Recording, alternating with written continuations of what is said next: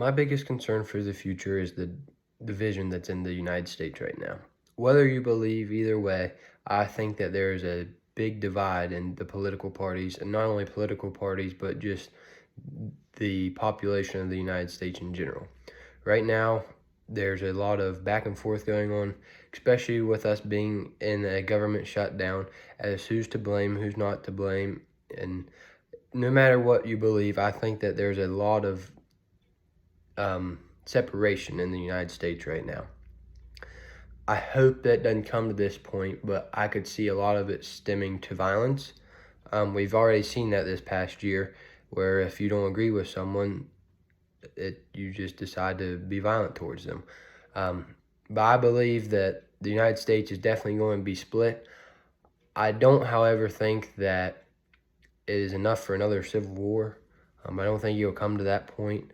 But I do believe that that the United States is very split right now, and that's really concerning as a young American because, I mean, most of us are young Americans just starting our careers, or once we get through college, we'll be starting our careers. So it's nerve-wracking to me to see how divided our country is already.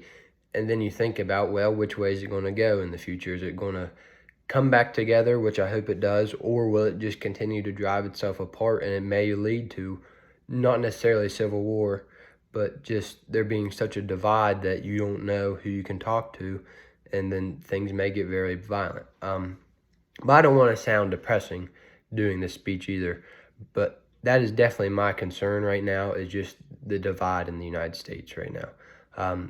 There's a lot that goes into it, and like I said, it doesn't matter which side you believe, but there's a lot that goes into it, and I hope that no one turns violent because of it, because if that happens, I'm afraid it probably would be a civil war.